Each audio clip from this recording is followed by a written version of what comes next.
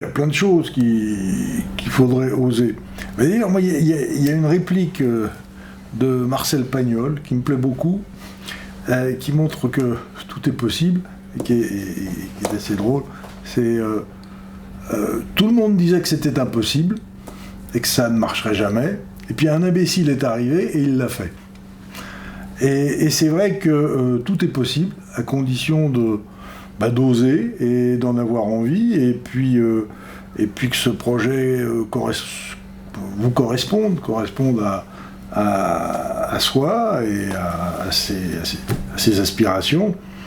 Et voilà, tout est possible. Je crois que les choses ne sont pas difficiles, c'est quand on fait rien qu'elles deviennent difficiles, et puis elles deviennent même impossibles, puisqu'on n'a rien fait. Et voilà, il faut oser, il faut entreprendre, il faut croire à son intuition, et puis l'échec, effectivement, si on n'entreprend pas, il n'y a pas d'échec, mais on n'a rien fait non plus. Donc le vrai échec, en fait, c'est l'abandon d'un projet.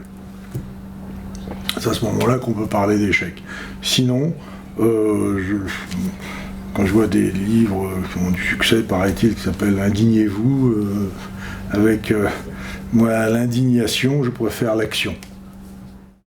J'ai commencé dans une chambre de bonne, oui, il y avait 20 mètres carrés, c'était dans un studio, mais d'habitation, pas un studio de radio, début de Chaumont, rue du Télégraphe. Mais c'était un très bon endroit parce que très dégagé, dominant Paris, d'ailleurs pour ça que ça s'appelle la rue du Télégraphe. Et j'étais obligé de démonter la baignoire sabot pour placer l'émetteur, avec le coaxial qui sortait par la fenêtre et l'antenne accrochée au balcon. C'est au 10e étage, dans un immeuble d'habitation. Et puis le studio, lui, de radio était dans la kitchenette, et la console était posée sur l'évier. Et voilà, et c'était des très beaux moments.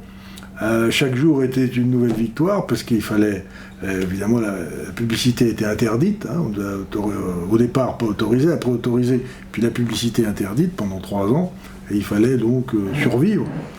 Et la chance, justement, c'est que j'étais dans un local de 20 mètres carrés qui me coûtait 800 francs par mois de loyer, et c'est pour ça que j'ai pu tenir la distance et attendre que la publicité soit autorisée.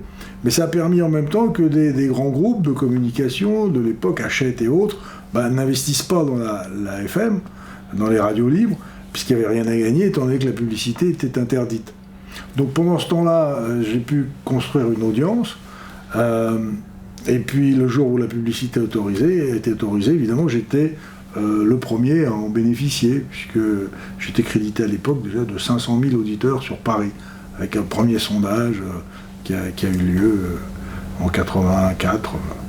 J'ai été soutenu par ma mère et ma sœur, qui m'ont même aidé financièrement, parce qu'elles croyaient dans mon projet, parce que comme elles savent que je suis tenace et que c'était un vieux rêve que j'avais de créer une radio, elles y ont cru. En fait, elles ont cru plus en moi qu'en mon projet, mais elles m'ont soutenu de façon indéfectible depuis le départ. Et c'est vrai que je leur dois beaucoup.